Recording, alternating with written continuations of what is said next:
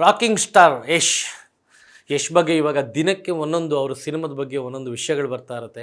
So ಅದು KGF ಆದಾಗಿಂದ Yash ಅವರು ಏನೇ ಮಾಡಿದ್ರು ಆ ಸಿನಿಮಾದ ಕುರಿತು ಏನೇ ವಿಷಯ ಬಂದರೂ ದೊಡ್ಡ ಮಟ್ಟದಲ್ಲಿ ಸದ್ದಾಗುತ್ತೆ, ಒಂದು ಕ್ಯೂರಿಯಾಸಿಟಿ ಕ್ರಿಯೇಟ್. ಟಾಕ್ಸಿಕ್ ಅನೌನ್ಸ್ ಮಾಡ್ತಾರೆ, ಅನೌನ್ಸ್ ಮಾಡಿರೋ ದಿನನೇ ಇನ್ಕ್ಲೂಡಿಂಗ್ ರಿಲೀಸ್ ಡೇಟ್ ಕೂಡ ಹೇಳ್ತಾರೆ, ಇಂಥ ವರ್ಷದಲ್ಲಿ ಇಂಥ ತಿಂಗಳಲ್ಲಿ ನಾನು ಬರ್ತೀನಿ ಅಂತ. ಕರೀನಾ ಕಪೂರ್ ಟಾಕ್ಸಿಕ್ ಚಿತ್ರದಲ್ಲಿ ಯಶ್ ಜೊತೆಗೆ ಆ್ಯಕ್ಟ್ ಮಾಡ್ತಾ ಇದ್ದಾರೆ.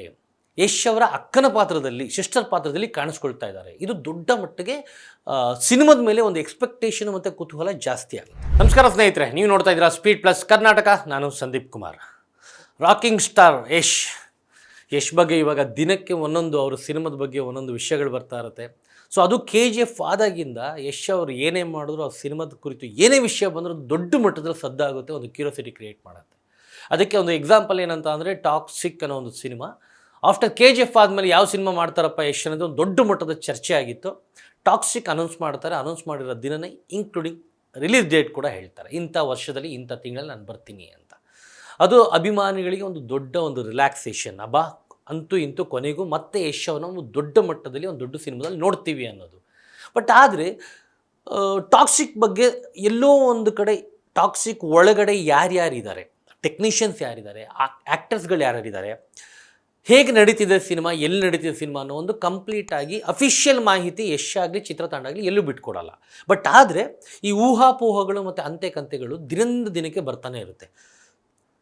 ಟಾಕ್ಸಿಕ್ ಟೀಮಿಗೆ ಇವ್ರು ಸೇರಿಕೊಂಡ್ರಂತೆ, ಇಂಥ ಆ್ಯಕ್ಟರ್ ಬರ್ತಾ ಇದ್ದಾರಂತೆ, ಇಂಥ ಆ್ಯಕ್ಟ್ರೆಸ್ ಬರ್ತಾರಂತೆ, ಹೀಗೆ ಈ ವಿಚಾರದಲ್ಲಿ ಒಂದು ದೊಡ್ಡ ಮಟ್ಟದ ಒಂದು ಸದ್ದು ಕ್ರಿಯೇಟ್ ಮಾಡಿರೋದು ಅಂತ ಅಂದರೆ ಬಾಲಿವುಡ್ನ ಕರೀನಾ ಕಪೂರ್ ಅವರು. ಕರೀನಾ ಕಪೂರ್ ಟಾಕ್ಸಿಕ್ ಚಿತ್ರದಲ್ಲಿ ಯಶ್ ಜೊತೆಗೆ ಆ್ಯಕ್ಟ್ ಮಾಡ್ತಾ ಇದ್ದಾರೆ. ಯಶ್ ಅವರ ಅಕ್ಕನ ಪಾತ್ರದಲ್ಲಿ, ಸಿಸ್ಟರ್ ಪಾತ್ರದಲ್ಲಿ ಕಾಣಿಸ್ಕೊಳ್ತಾ ಇದ್ದಾರೆ. ಇದು ದೊಡ್ಡ ಮಟ್ಟಿಗೆ ಸಿನಿಮಾದ ಮೇಲೆ ಒಂದು ಎಕ್ಸ್ಪೆಕ್ಟೇಷನ್ ಮತ್ತು ಕುತೂಹಲ ಜಾಸ್ತಿ ಆಗುತ್ತೆ. ಬಟ್ ಆದರೆ ಇದ್ದಕ್ಕಿದ್ದಂತೆ ಈಗ ಒಂದು 2 ದಿನದಿಂದ ಬರೋ ವಿಷಯ ಏನು ಅಂತಂದರೆ, ಕರೀನಾ ಕಪೂರ್ ಆ್ಯಕ್ಟ್ ಮಾಡ್ತಿಲ್ವಂತೆ. ಸೊ ಕರೀನಾ ಕಪೂರ್ ಆ್ಯಕ್ಟ್ ಮಾಡ್ತಾ ಇದ್ದಾರೆ ಅನ್ನೋ ವಿಷಯನೂ ಚಿತ್ರತಂಡ ಹೇಳಿಲ್ಲ, ಮಾಡ್ತಿಲ್ಲ ಅನ್ನೋ ವಿಷಯನೂ ಚಿತ್ರತಂಡ ಹೇಳಿಲ್ಲ. ಬಟ್ ಆದರೆ ಎಲ್ಲೋ ಒಂದು ಅಧಿಕೃತವಾಗಿ ಚಿತ್ರತಂಡಕ್ಕೆ ಸಂಬಂಧಪಟ್ಟಂಗೆ ಅಥವಾ ಒಳಗಡೆ ಇರೋ ಒಂದು ಸಾಕಷ್ಟು ಜನರಿಂದ ಬರೋ ಮಾಹಿತಿಗಳಿದಾಗಿರೋದ್ರಿಂದ ಹೌದು, ಇವಾಗ ಕರೀನಾ ಕಪೂರ್ ಅಫಿಷಿಯಲ್ ಆಗಿ ಮಾಡ್ತಾ ಇಲ್ವಂತೆ. ಮತ್ತು ಯಾರು ಆಗ್ತಾರೆ ಆ ಪಾತ್ರದಲ್ಲಿ?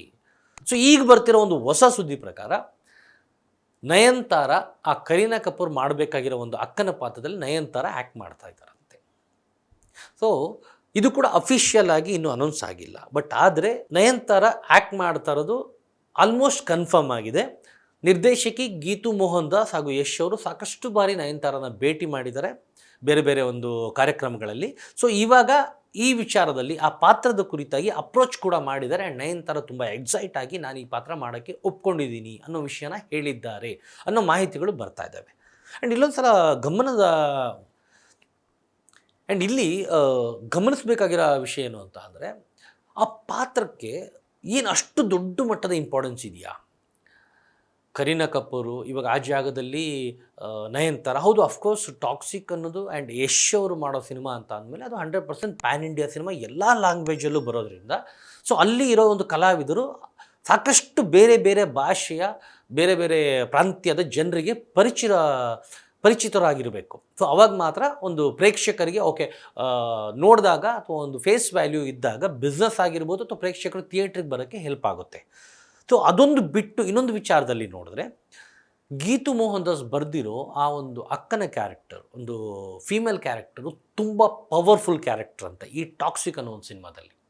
ಸೊ ಎಲ್ಲೋ ಒಂದು ಕಡೆ ಈ ಹಿಂದಿನ ಸಿನಿಮಾ, ಯಶ್ ಅವರ ಹಿಂದಿನ ಸಿನಿಮಾ KGF ಅಂತ ನೋಡಿದಾಗ KGF 1ನಲ್ಲಿ ಎಲ್ಲೋ ಒಂದು ಚಿಕ್ಕದಾಗಿ ಒಂದು ಗ್ಲಿಮ್ಸಲ್ಲಿ ರವೀನಾ ಟಂಡನ್ ಒಂದು PM ಪಾತ್ರದಲ್ಲಿ ಕಾಣಿಸ್ಕೊಂಡಿರ್ತಾರೆ.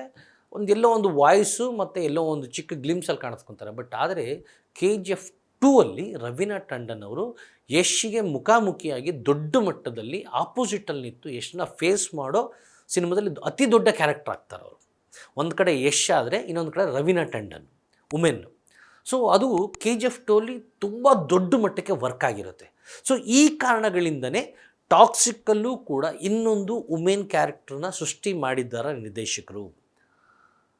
ಇಲ್ಲೂ ಕೂಡ ಒಂದು ಅಂಥದ್ದೇ ರವೀನಾ ಟಂಡನ್ KGF ಅಲ್ಲಿ ಹೇಗಿದ್ರು ಅದೇ ರೀತಿಯ ಒಂದು ಪವರ್ಫುಲ್ ವುಮೆನ್ ಕ್ಯಾರೆಕ್ಟರ್ನ ಯಶ್ ಅವರ ಅಕ್ಕನ ಪಾತ್ರಧಾರಿಯಾಗಿ ಕ್ರಿಯೇಟ್ ಮಾಡಿದ್ದಾರಾ ಅನ್ನೋದು ಒಂದು ಪ್ರಶ್ನೆ ಮತ್ತು ಕುತೂಹಲ ಕಾಣಿಸುತ್ತೆ. ಆ್ಯಂಡ್ ಆ ಪಾತ್ರಗಳನ್ನ KGFನಲ್ಲಿ ನೋಡಿರೋರಿಗೂ ಕೂಡ ಸಾಕಷ್ಟು ಮಟ್ಟಿಗೆ ಇಷ್ಟವಾಗಿರೋದ್ರಿಂದ ಸೊ ಅದೇ ರೀತಿಯ ಇನ್ನೊಂದು ಪ್ರಯತ್ನನ ಅಥವಾ ಅದೇ ರೀತಿಯ ಒಂದು ಪಾತ್ರಗಳನ್ನ ಕಟ್ಟಿಕೊಡೋ ಪ್ಲ್ಯಾನಲ್ಲಿದ್ದಾರಾ ಯಶ್ ಹಾಗೂ ಗೀತು ಮೋಹನ್ ದಾಸ್ ಅನ್ನೋ ಒಂದು ಕೆಲವೊಂದು ಕುತೂಹಲ ಕೂಡ ಜಾಸ್ತಿ ಆಗುತ್ತೆ. ಅದೇನೇ ಇದ್ರೂ ಸದ್ಯಕ್ಕೆ ಇವಾಗ ಬಂದಿರೋ ಮಾಹಿತಿಗಳ ಪ್ರಕಾರ ಕರೀನಾ ಕಪೂರ್ ಅವರು ಚಿತ್ರತಂಡ ಟಾಕ್ಸಿಕ್ಕಿಂದ ಹೊರಗುಳಿದಿದ್ದಾರೆ ಆ್ಯಂಡ್ ಆ ಜಾಗಕ್ಕೆ ನಯನತಾರ ಬಂದಿದ್ದಾರೆ ಅನ್ನೋದು. ಸೊ ಇದು ಕೂಡ ಸದ್ಯಕ್ಕೆ ಸಿಕ್ಕಿರುವ ಒಂದು ಮಾಹಿತಿ. ಬಟ್ ಆದರೆ ಇದು ಎಷ್ಟರ ಮಟ್ಟಿಗೆ ನಿಜ ಎಷ್ಟರ ಮಟ್ಟಿಗೆ ಸುಳ್ಳು ಅನ್ನೋದು ಚಿತ್ರತಂಡ ಯಾವತ್ತು ಕನ್ಫರ್ಮ್ ಮಾಡ್ತಾರೋ ಆವಾಗಲೇ ಅದು ನಿಜವಾದ ಮಾಹಿತಿ ಆಗುತ್ತೆ. ಆ್ಯಂಡ್ ಯಾಕಂದರೆ ಮುಂಚೆ ಕೂಡ ನಮ್ಮ ಕನ್ನಡ ಸಿನಿಮಾ ರಂಗದಲ್ಲಿ ಈ ರೀತಿಯ ಸಾಕಷ್ಟು ವಿಷಯಗಳು, ಅದರಲ್ಲೂ ನಾವು ಹೆಚ್ಚಾಗಿ ನೋಡೋಕೆ ಹೋದರೆ ಜೋಗಿ ಪ್ರೇಮ್ ಅವರ ಸಿನಿಮಾಗಳಲ್ಲಿ ಸಿನಿಮಾ ಅನೌನ್ಸ್ ಆಗೋ ಟೈಮಲ್ಲಿ ಹೀರೋಯಿನ್ನು ಇವರಿಗೆ ಅಪ್ರೋಚ್ ಮಾಡಿದ್ರಂತೆ, ಬಾಲಿವುಡ್ ಹೀರೋನಿಗೆ ಅಪ್ರೋಚ್ ಮಾಡಿದ್ರಂತೆ, ಹಾಲಿವುಡ್ ಹೀರೋನಿಗೆ ಅಪ್ರೋಚ್ ಮಾಡಿದ್ರಂತೆ, ಈ ರೀತಿಯೆಲ್ಲ ಊಹಾಪೋಹಗಳು ಕೇಳಿ ಬರ್ತಾ ಇದ್ವು. ಸೊ ಸಮ್ಟೈಮ್ಸ್ ಏನಾಗುತ್ತೆ, ಹೌದು ಚಿತ್ರತಂಡಗಳು ಹೋಗಿ ಮೀಟ್ ಮಾಡಿ ಕತೆ ಹೇಳಿನೋ ಕ್ಯಾರೆಕ್ಟರ್ ವಿಚಾರವಾಗಿ ಮಾತುಕತೆ ಮಾಡ್ಕೊಂಡು ಬಂದಿರ್ತಾರೆ.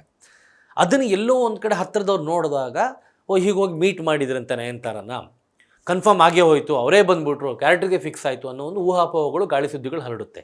ಬಟ್ ಆದರೆ ಆ ಪಾತ್ರಕ್ಕೆ ಭೇಟಿ ಮಾಡಿದ ಕೂಡಲೇ ಆ ಪಾತ್ರಕ್ಕೆ ಫಿಕ್ಸ್ ಆಗಲ್ಲ. ಫಿಕ್ಸ್ ಆಗಬೇಕು ಅಂತ ಅಂದರೆ ಅವರ ಡೇಟ್ ಅಡ್ಜಸ್ಟ್ ಆಗಬೇಕು, ಆ ಪಾತ್ರಕ್ಕೆ ಬೇಕಾದ ಎಲ್ಲ ರೀತಿಯ ತಯಾರಿಗಳಾಗಬೇಕು.